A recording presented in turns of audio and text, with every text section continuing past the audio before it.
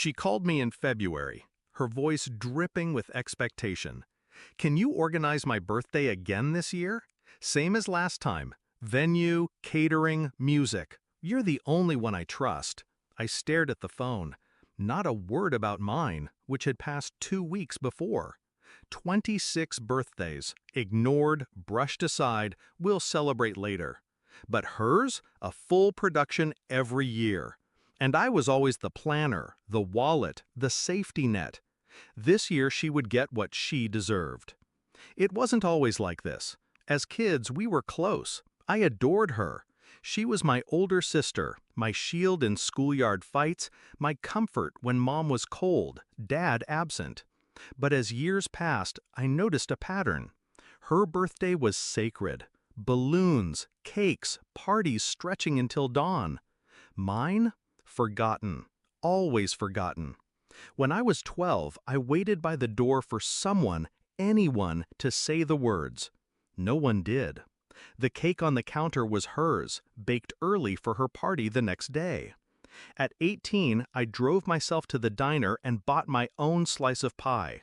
They were too busy setting up her big night. At 21, I drank alone, while she held court in a ballroom I'd rented for her because she deserved it. By 26, the pattern was carved into stone. They remembered her. They erased me. And they expected me to smile while doing the work. I didn't confront them. I didn't shout. I planned. She wanted the same hotel ballroom as last year. I booked it. I coordinated menus, floral arrangements, a DJ. I sent out invites to 150 guests under her name. I confirmed every detail. But I also made sure no deposit was paid, no contracts signed, no orders finalized. Every smiling, "Of course we'll handle it," email I sent was a blade I kept hidden. The night arrived. Guests arrived in gowns and suits, laughter spilling into the marble lobby. They followed signs pointing to the ballroom, chatting about champagne and music. But when the doors opened, silence. No tables, no flowers, no food. Just an empty room echoing with confusion. The DJ never came. The caterer never arrived. The bar stood dry. 150 people. No celebration, no music. And her, standing in the middle, face pale, eyes darting as whispers turned into ridicule. Where was I? On a beach an hour away, bare feet in the sand, cocktail in hand, watching the tide wash smooth the marks of the day. My phone buzzed endlessly, her calls, her texts, her fury bleeding into voicemail. "You ruined everything. People are laughing at me. How could you?"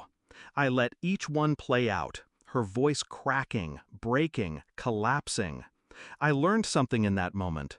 Revenge doesn't have to be loud. It doesn't need fireworks or violence. It only needs silence, space, and the weight of truth. Because truth was this: she had forgotten me every year. And now, for the first time, she would know how it felt to be invisible. To wait for a party that never came. To stand in an empty room and realize no one cared enough to show up for you. When I returned 2 days later, she confronted me. "You did this. Admit it." I met her eyes, calm. "Did what?" "I booked everything, like you asked." Technically true, but intention matters, and mine was razor sharp. Her anger melted into something else then. Recognition. She saw it. The years, the birthdays, the quiet pain I'd swallowed. She saw what she had made me. My parents begged me to apologize. Family is family, they said. But family remembers. Family cares. Family doesn't leave one child in the shadows while crowning the other with candles.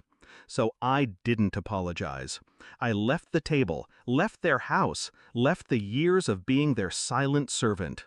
Now, every birthday, I book my own escape. A beach, a cabin, a city I've never seen.